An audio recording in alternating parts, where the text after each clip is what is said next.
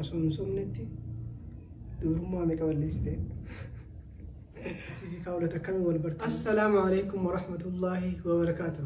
Kabajamtoota hordoftoota chanaala ogeessa Jalalaa akkam jirtan nagee qabdanii? Alhamdulillah yaa nagaan qaba. Qophii ajaa'ibaa gaaffii isin gaafattaniif deebisaa isinii qabadheeti. Gaaffii teessan takka takkaan dubbiseetiin deebisaa isiniif ta'an. Hanga dhuma viidiyoo kanaa na wajjin turtii godhaan afeerraa fi. Mee gaaffii duraatiin jalqabaa. Assalamu alaikum wa rahmatullahi wa barakatuh. Gaaffii kiyyata duraa isa dhalattee guddatte. Okay, an kan dhaladhee guddadde naannoo Somaalee magaalaa Jijjigaatti dhaladhe. Achumatti guddadde sangaafta torba achumatti baradhe. Gaaffii lammaffaa obboleeyyan meeqa qabda? Obboleeyyan dhalaa lamaan qabaa. Dhiiraas sadiin qaba. Walii gala obboleeyyan jaha jechuudha. Haye gaaffii itti aantu. Ogeessa Jalalaa dhukkubni Jalalaa dawaanii qabaayi. Dawaan isaa maali? Dawaan Jalalaa nama jaalatan argachuudha. Haruma gabaabaatti yoo jaalaltii dhukkuba taate dawaan nama jaalatan argachuudha. Haye gaaffii itti aantu. Diraamaa dalaguutti maaltu isa kakaasee jira? Wanni kun fedhuma akkanumatti na keessatti uumamte uumamaan qaba wanumaan akkatti uumamaan qabuun ibsa. Fakkeenya eenyu godhattee jetti gaaffii taante fakkeenya wallaahi yeroo hedduu ijoollee dirree gudii ilaaluu ture keessaa shirmaakkeef hedduu akka maqaa dinqisiifadha. Innaa isaan makaan afaa laaleetiin fakkeenya akkuma fakkeenyaatti isaan fudhadheetiin eegaleen. Atii fi kaawwata akkamii wal bartanii? Anaaf kaawwatu wallaahi ifraan dura wal barree turre ifraatu wal nu barsiise waanuma dalagaa kanarra wal barre dalaguma kana jecha wal barre. Okay, gaaffii itti aantu diraama maaliif nurraa tursiiftanii dhiyeenya kana? Wallahi nuti illee sirraa tursiisuu hin barbaannu garuu haaluma tokko kan mijaa'iniitu xiqqoo ifbooda harkisu jira. Inshallah amma diraama haaree qabadee dhufuutti jiraanis yoo rabbi jee. Haye gaaffii itti aantu ati haadha manaa ni qabdaa? Yoo qabaachuu baatte ana haadha manaa feetii na godhadhu. Ani haadha manaa hin qabu. Rabbi naaf haa kennu haadha manaa hin qabu. Gaaffii kiyya kana akkana adeemsitu abdiin qabattee si deebiseetiin jira haadha manaa hin qabu. Haye gaaffii itti aantu ati ijoollee eessaatii? Ani abbaan kiyyaa Harargeedha. An garuu guutumatti waan Oromootti ni beeka. Kutaaf gandaan wanta hin jiru garuu waan hin oolamneef himachuun ati nama eessaatii faamiliin ta'e nama eessaatii jechuun waan hin oolamneef ani warra Harargeeti abbaan kiyyaa warra Dadari. Ani illee akkasumatti ni beeka warra Dadari jechuudha. Hayyee gaaffii itti aantu jaalala jechuun maal jechuudha? Jaalala jechuun akkuma abbaan itti hiikate. Amma fakkeenyaaf siif jaalaltii maali yoo naan jettan anaaf jaalaltii jireenyaan jira. Ati waan biroo jechuu dandeessa namuu jaalala akka beeka. Kanaafuu jaalaltii waanuma abbaan itti hiikate. Okay, gizee ammaa kana walii wallaallee jaalala dhugaatii fi tasobaa furmaanni isaa maali? Dhugaadha yeroo ammaa kana hedduu jaalaltii sobaa ni jirti. Rabbiin jaalala dhugaa isiniif isaa kennu nuufillee haa kennu. Innaa furmaanni isaa atummaan nama dhugaa ta'uudha. Namni fedha yoo si kijibee ati garuu nama dhugaa taate inshallah nama dhugaa ni argatta. Innaa furmaanni isiniin jaa. Gaaffii itti aantu maashaallah ani wantiin si gaafadhu fatiyaa fuudhee. Naaf fatiyaan obboleeyyan jechuun waliin dalaynaa saahiba akkuma balayyaniitti wallaalaa kanaafuu isinis akkasuma nu beekaa naafate akkuma balayyaniitti nu beekaa kanaan jaa gaafiinti aantu ati ogeessa jaalalaati garuu jaalalti hanga ammaa yaalan harkanne maaliifi durarratti addunyaa kanarratti wannummaan furmaata dhaben jiru yoo dhukkubatees ka dawaa dhaben jiru kanaafuu jaalaltiinis dawaa ni qabdi dawaanis nama jaalatte san harkachuudha takkaa'uu jaalachuu dhiisuudha yoo jaalatte ammoo nama jaalatte san harkachuudha gisee nama jaalatte san argatte akka waan dawaa harkattee tokkotti iflaalii jechuudha okay gaafiin itti aantu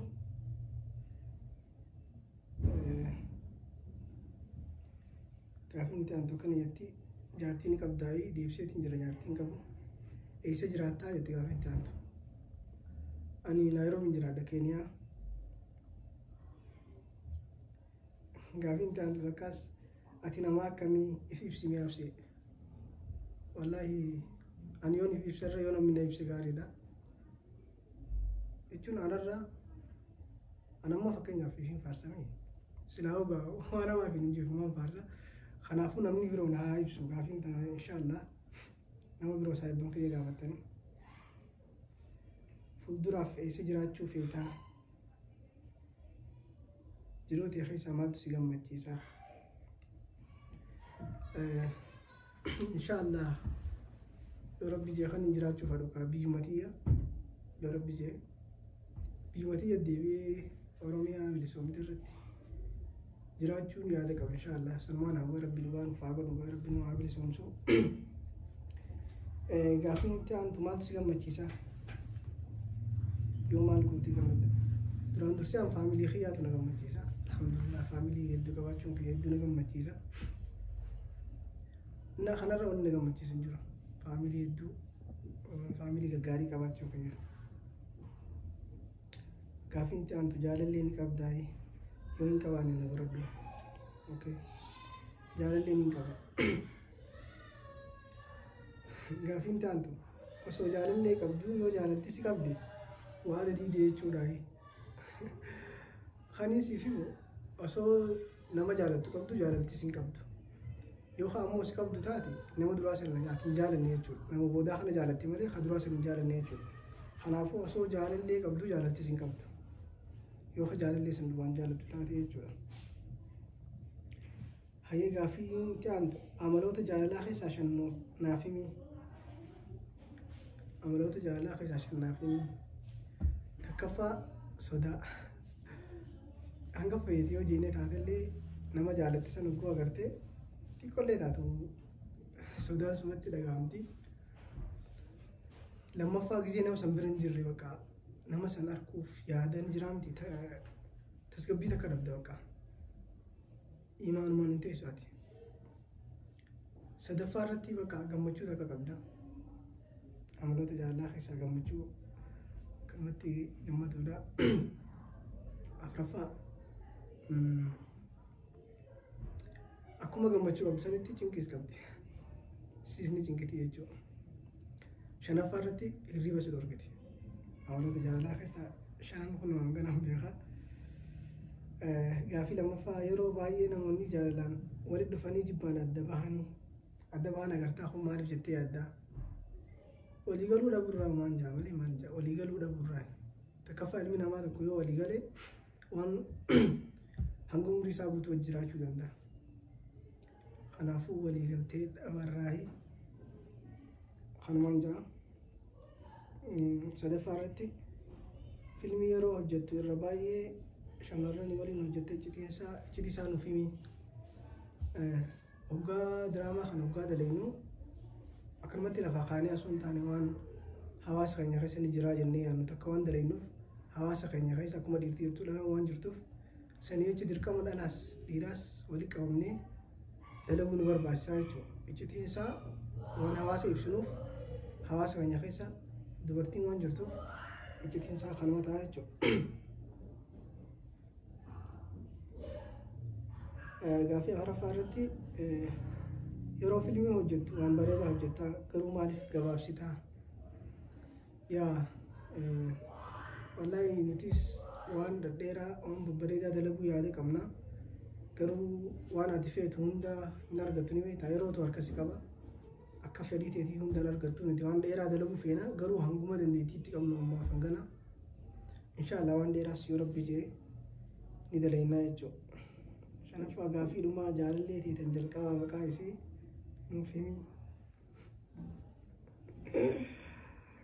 Akkasii okay.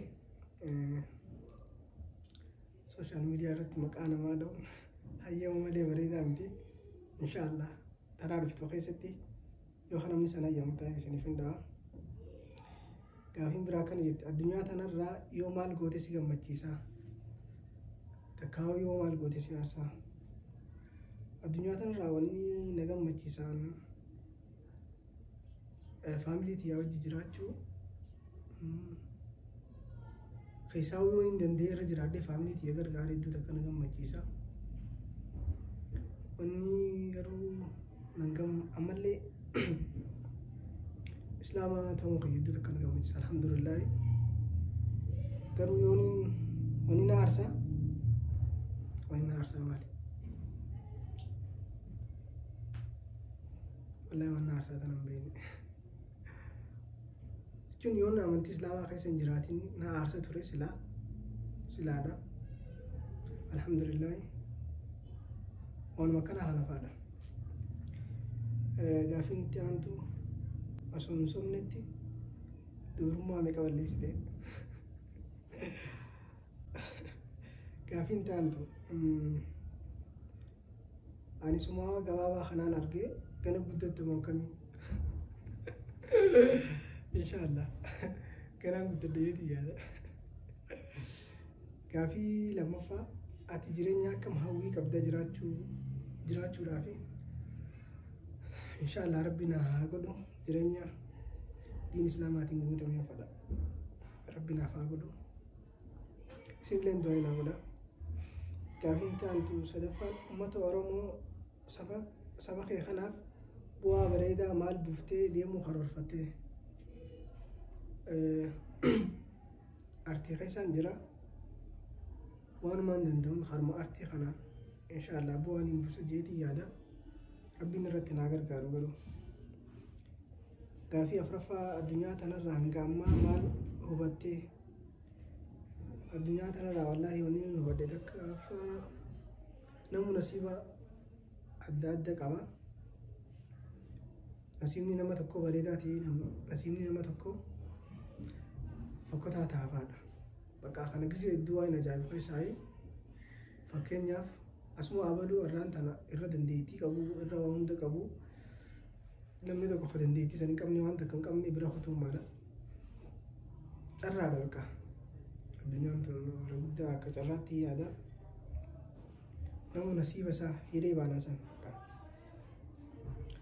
Afuraffaa addunyaa tanarraa hanga shanaffaa addunyaa tanarraa nama lubbuun jiru eenyu dinqisiifatta?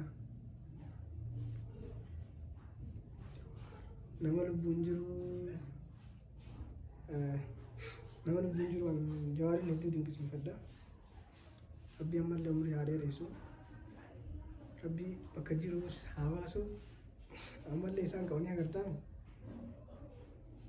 Jawaar hedduun dinqisiifadha. Bakka jirutti Rabbi nagaa itti haa ta'u. Harka diinaatii illee Rabbi haa baasu. Gaaffii ja'affaa fuudhuuf yoom karoorfatte? Fuudhuuf inshallah gaafuma Rabbi naaf hoosee Allah. Gaaffiin torbaffaa yoom duuta? Guyyuma Rabbiin jee guyyaan kiyya gahee qismiin addunyaa irraa dhumte guyyuma san jeetii yaadagaa. Hayyee gaaffii nama birooti. Akka carraatti duuti sitti dhuftee yoo siin ja'an daqiiqaa 10 siif kennanii daqiiqaa 10 san keessatti nama tokko qofaa wajjin wal qunnamii eenyu wajji wal qunnamtaa? Yoo hin jiru deema daqiiqaa 10 qofaaf qunnamii nama tokko naan jaamu. Wallahi abbaa kiyyaa wajjin wal qunnama. Waan hedduu waan itti himuu jira. Inshallah isaa wajjin wal qunnama garuu Rabbi. Aye gaaffiin taantu gaaffiin tiyya ati nama wal beektu ni irraanfatamu akkamii wallahi ni irraanfadhu nama wal beeku hundi siiti yoo ni bineensaa wal beeku bineensa san ni irraanfadhu nama gaaffii tana naa barreessin atillee isin irraanfanneen jaan saayiba kiyya kabajamtootaaf hordoftoota chanaal ogeessa jaalalaa gaaffiileen teessan tana fakkaatti gaa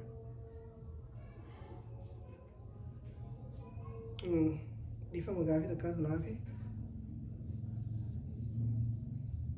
yoo maal gootes gammachiisaa yaa deebiseetiin jira gaafuma san irra deebi'amee gaafatame jennaa gaaffiin teessan tana fakkaatti isinis irratti hirmaattanii na gaafachuu keessaniif hedduu galatoomaan isiniin jaa dhuma irratti waan hin dhaammaddoo jiraate